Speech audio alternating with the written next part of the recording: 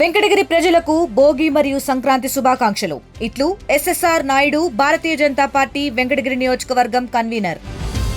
తెలుగింటి వారి అతిపెద్ద పండుగ సంక్రాంతి సందర్భంగా ప్రతి ఒక్కరు కూడా తమ సొంత గ్రామాలకు వెళ్ళి సంక్రాంతి చాలా ఆనందదాయకంగా కుటుంబ సభ్యులతో జరుపుకుంటూ ఉంటారు. ఈ నేపథ్యంలోనే మాజీ మంత్రి ఆర్కే రోజా కూడా తన ఇంటి వద్ద నగరంలో కుటుంబ సభ్యులతోటి చాలా ఆనందదాయకంగా కూడా భోగి సంబరాలు నిర్వహించుకుంటున్నారు. ఈ నేపథ్యంలోనే భోగి మంటల్లో కూడా రాష్ట్ర ప్రభుత్వం తీసుకొచ్చినటువంటి ప్రైవేటు మెడికల్ కాలేజ్ జీవోను కూడా రద్దు చేయాలంటూ కూడా భోగి మంటలో ఆ జీవో కాపీలన్నీ కూడా తగలబెట్టినటువంటి పరిస్థితి ఉంది. ఈ నేపథ్యంలో మనతో పాటు రోజా గారు ఉన్నారు. మేడంతో మాట్లాడేటువంటి ప్రయత్నం చేద్దాం. మనం ముందుగా ఆర్టీవీ తరఫున మీకు సంక్రాంతి శుభాకాంక్షలు. రాష్ట్ర ప్రజలు సూపర్ 6 పథకాలు చాలా ఆనందదాయకంగా సంక్రాంతి జరుపుకుంటున్నారంటూ సీఎం చంద్రబాబు నాయుడు సొంత గ్రామంలో నిన్న వచ్చారు. ఆయన తెలియజేసినటువంటి పరిస్థితి ఉంది. ఎలా ఉంది పాలన? ఈ భోగి ఎలా జరుపుకుంటున్నారు? చాలా దరిద్రంగా ఉంది పరిపాలన ఈ రాష్ట్రంలో. మీరందరూ చూశారు, సూపర్ 6 అన్నీ చేశామని ఏ విధంగా కళ్ళార్పకుండా అబద్ధాలు చెప్తున్నారో. ఈరోజు నిరుద్యోగులకి నిరుద్యోగ భృతి ఇవ్వలేదు, ఉద్యోగాలు ఇవ్వలేదు. మహిళలకి 2 ఉంటే 30,000, 3 ఉంటే 45,000 అమ్మఒడి ఇస్తామన్నారు, ఎక్కడ ఇచ్చిన దాఖలాలు లేవు. రైతులకి సంవత్సరానికి 20,000 ఇస్తామన్నారు, 2 సంవత్సరాలకి 40,000కి 10,000 ఇచ్చి చేతులు దులుపుకున్నారు. ఇలా చెప్పుకుంటూ పోతే వాళ్ళు చెప్పిన ఏది చేయలే. మరి ఏ విధంగా అన్నీ చేశాను, ప్రజలు సంతోషంగా ఉన్నారని సిగ్గు లేకుండా చెప్తున్నారో నాకైతే అర్థం కావట్లేదు. ఈరోజు రాష్ట్రంలో గత 5 ఏళ్లతో పోలిస్తే ఒక్క పండుగను కూడా ముస్లిమ్స్ కానీ, క్రిస్టియన్స్ కానీ, తెలుగు వాళ్ళు కానీ జరుపుకున్న దాఖలాలు లేవు ఈ 18 నెలల్లో. మీరు వెళ్ళి సర్వే చేసుకోండి. ఎందుకంటే జగన్మోహన్ రెడ్డి గారు ఉన్నప్పుడు ఎడ్యుకేషన్ కానీ అలాగే హెల్త్ కానీ 2 ఫ్రీ ఆఫ్ కాస్ట్తో ప్రతి పేదవాడికి అందించారు. ఎవరు అప్పుల పాలు కాకుండా చూసుకున్నారు. ఏంటి కోవిడ్ టైంలో కూడా. ఆ తర్వాత మీరు చూస్తే ప్రజలకు ఇచ్చిన ప్రతి వాగ్దానాన్ని, అమ్మఒడి కానీ, చేయూత కానీ, ఆసరా కానీ, రైతు భరోసా కానీ అన్నీ కూడా వాళ్ళకి అందించారు. అండ్ ప్రతి ఇంటికి ఇవ్వాల్సిన ప్రతి సంక్షేమాన్ని వాళ్ళ ఇంటి వద్దకే చేర్చారు. ఎవరి దగ్గరికి వెళ్ళి అడుక్కునే పరిస్థితి లేకుండా, పార్టీ చూడలేదు, కులం మతం ఏమీ చూడకుండా. అందుకే ప్రతి పండుగని కూడా వాళ్ళు చాలా సంతోషంగా బంధుమిత్రులతో చేసుకున్నారు. ప్రతి షాపు, ప్రతి బ్యాంకు కలకల్లాడుతుంది. ఈరోజు అన్నీ వెలవెలబోతున్నాయి. చంద్రబాబు నాయుడుకి ఎప్పుడూ కూడా ఒకరు సంతోషంగా ఉంటే చూడలేడు. అలాగే ఇచ్చిన వాగ్దాన్ని నెరవేర్చే అలవాటు కూడా చంద్రబాబు నాయుడుకి లేకపోవడం 4 సార్లు ఆయన ముఖ్యమంత్రి అయినప్పుడు చూసాం.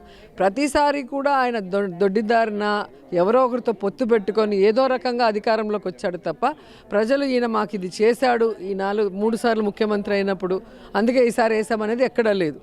దానికి అనేక కారణాలు ఉన్నాయి. చంద్రబాబు నాయుడు ఈరోజు ఎలా గెలిచాడు అనేది చిన్నపిల్లని అడిగినా చెప్తారు. సో ప్రజా అభిమానంతో గెలిచిందైతే కాదు. సో అది స్పష్టంగా తెలుస్తుంది. ఎవరైతే మోసపోయారో ఆ ప్రజలు ఈరోజు ప్రతి ఒక్కరు కూడా రోడ్డెక్కి, అఫీషియల్స్ కానీ, అలాగే మీరు చూస్తే ఏమంటారు, రైతులు కానీ, మహిళలు కానీ, యువత కానీ అందరూ రోడ్డు ఎక్కుతున్నారు. ఎందుకు రోడ్డు ఎక్కుతున్నారు? మీరు కరెక్ట్గా ఉంటే. సో ఈరోజు మెడికల్ కాలేజ్ విషయం ఒక్కటే తీసుకోండి. పేద ప్రజల కలలకనే వాళ్ళు వైద్య విద్యార్థి అవ్వాలనుకోవటం, ఈరోజు వైద్య విద్యార్థుల్ని కానివ్వకుండా ఏ విధంగా వాళ్ళు దాన్ని ప్రైవేటీకరించాలి, వాళ్ళ సొంత బినామీలకి వాటిని అంటగట్టి ఈరోజు అందరి కళలు చేయాలనుకుంటున్నారు. ఒకటి, పేదవాళ్ళు డాక్టర్లు కాలేకపోవటము, రెండోది వచ్చి ఫ్రీ ఆఫ్ కాస్ట్లో వైద్యం కూడా అందదు కదా పీపీపీ మోడల్లో ఇచ్చేస్తే.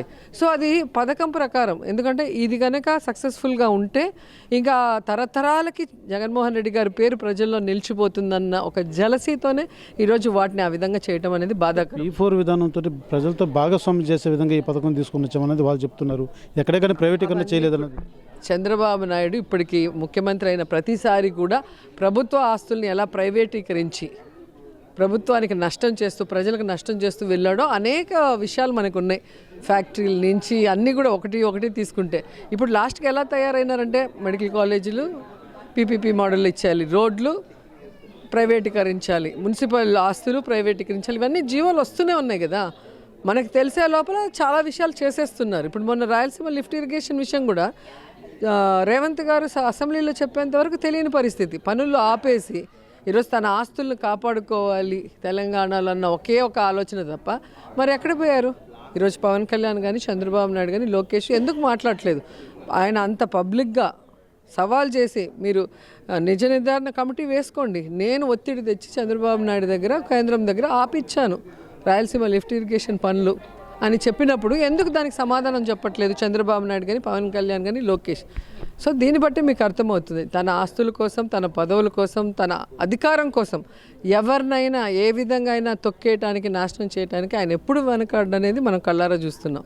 ఎందుకంటే పిల్లనిచ్చిన మామకి వెన్నుపోటు పొడిచినోడికి రాష్ట్రానికి వెన్నుపోటు పొడటం పెద్ద విషయం ఏం కాదు. అది అందరూ అర్థం చేసుకుంటుంటారు. డిప్యూటీ సీఎం పవన్ కళ్యాణ్ కూడా పిఠాపురంలో ముందస్తుగా సంక్రాంతి సంబరాలు నిర్వహించుకుంటున్నారు. చాలా ఆనందంగా ఉంది, ప్రజలు కూడా ఆనందంగా ఉన్నారని ఆయన కూడా తెలియజేస్తున్నటువంటి పరిస్థితి ఉంది.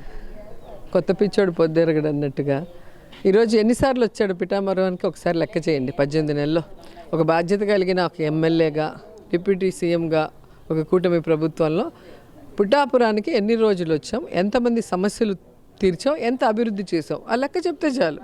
సో ఆయన కాన్స్టిట్యున్సీలో ఒక అమ్మాయిని తెలుగుదేశం వాడు రేప్ చేస్తేనే పోయి పరామర్శించి తెలుగుదేశం వాడిని అరెస్ట్ చేయించలా. 2 పిల్లలు చనిపోయారు ఈయన మాటలు విని. బైక్ రేస్ చేయండి, మీ ఏమంటారు ఎనర్జీని వేస్ట్ చేయకుండా 2 చనిపోయారు. కనీసం వాళ్ళ ఇంట్లోకి వెళ్ళి పరామర్శించలా. తల్లి కడుపు కోతకి నేనున్నాను, మీకు నేను ఈ కుటుంబాన్ని ఆదుకుంటానన్న ఒక భరోసా ఇవ్వాల. వాళ్ళు ఈయన మీటింగ్కి వచ్చినా కూడా పట్టించుకోకుండా వెళ్ళిపోయిన వ్యక్తి. మరి ఏ విధంగా పిఠాపురం బాగుంది? విజయవాడ మునిగినప్పుడే పిఠాపురం కూడా చాలా మటుకు మునిగిపోయింది. వంగాగీత గారు మన జగన్ గారిని తీసుకొని వెళ్ళి అక్కడున్న మునిగిపోయిన ప్రాంతాలన్నీ వెళ్ళి అక్కడ అందరికీ సహాయ సహకారాలు అందించినప్పుడు ఈయన ఎక్కడికి పోయాడు? ఈయనే కదా ఎమ్మెల్యే. అపోజిషన్ వాళ్ళు చేస్తున్నారు కానీ అధికారంలో ఉన్న వీళ్ళకి చేయడానికి టైం లేదు. ఎందుకంటే షూటింగ్స్ బిజీ, హైదరాబాద్లో కూర్చుంటారు. కానీ డబ్బులు ఎవరివి? ఆంధ్రప్రదేశ్ ప్రజలవి. ఆయన వాడే హెలికాప్టర్లు కానీ, ఆయన వాడే గన్మ్యాన్లు కానీ, ఆయన వాడే కార్లు కానీ అంతా ప్రజల డబ్బు ఎంజాయ్ చేస్తూ ఆయన హ్యాపీగా ఉన్నాడు తప్ప రాష్ట్రానికి ఉపయోగపడి రాష్ట్రంలో ఏం చెప్పాలి, ఏ విధంగా సంతోషంగా ఉండారు మీ పరిపాలనలో చెప్పాలి.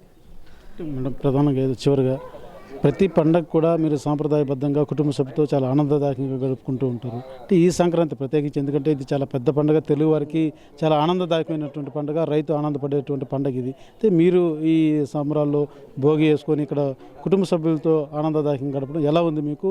మీరు సంక్రాంతి సంబంధించి ఇప్పుడు రాష్ట్ర ప్రజలకి ఏం చెప్పదలుచుకున్నారు?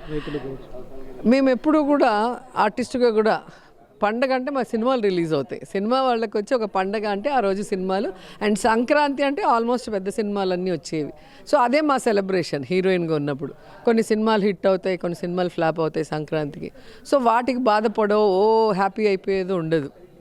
పండగ అంటే మనకు నచ్చిన వాళ్ళు, మనల్ని నచ్చిన వాళ్ళు, మనం బాగుండాలని కోరుకునే వాళ్ళతో జరుపుకోవటమే పండుగ. సో అది అప్పటి నుంచి ఇప్పటి వరకు మేము మా ఫ్యామిలీ మెంబర్స్తో మేము చేసుకుంటూ వస్తూనే ఉన్నాం. అండ్ ముఖ్యంగా ఈ పండగకి అప్పటి నుంచి పిల్లలు చిన్నప్పటి నుంచి మేము పల్లెటూరుకే తీసుకొచ్చేవాళ్ళం.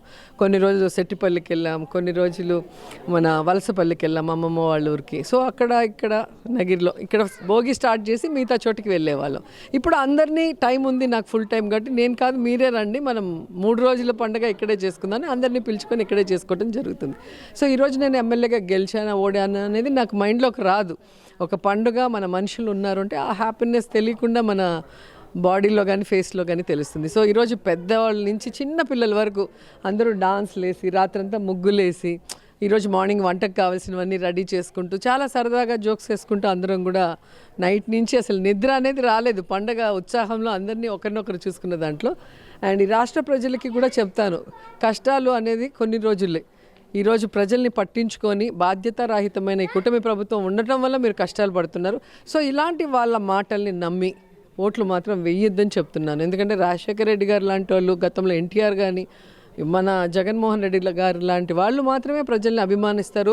ప్రజలకి ఇచ్చిన మాటని నెరవేర్చాలన్న చిత్తశుద్ధి ఉంటుంది. మంచి నాయకుడు ఉన్నప్పుడే, మంచి ముఖ్యమంత్రి ఉన్నప్పుడే రాష్ట్రం బాగుంటుంది, మీరు బాగుంటారు, మీ పిల్లల భవిష్యత్తు బాగుంటుంది. కాబట్టి భవిష్యత్తులో అయినా చంద్రబాబు నాయుడు, పవన్ కళ్యాణ్ అబద్ధాలకు బలి కాకుండా ఉంటే మీరు కూడా మీ పిల్లలతో ఇలా సంతోషంగా సంక్రాంతి జరుపుకునే అవకాశం ఉంటుంది. Happy Bhogi, happy Sankranti and happy Kanuma.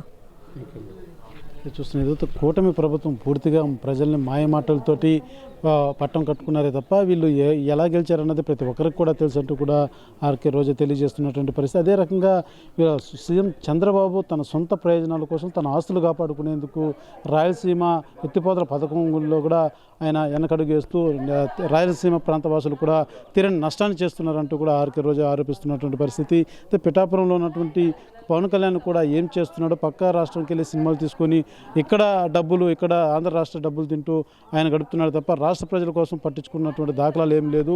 రానున్నది Jagan ప్రభుత్వం రాబోతుంది. ఖచ్చితంగా కూటమి ప్రభుత్వం యొక్క వైఫల్యాలు కూడా ప్రజలకు చాలా స్పష్టంగా అర్థమైందంటూ కూడా ఆర్కే రోజా తెలియజేస్తున్నటువంటి పరిస్థితి. కెమెరా పర్సన్ కోటితో Suresh, RTV, Nagari. Local to global news at your finger tips. మీ చేతిలో ఒక ఆయుధం. Download raw TV app. Media legend Ravi Prakash is back.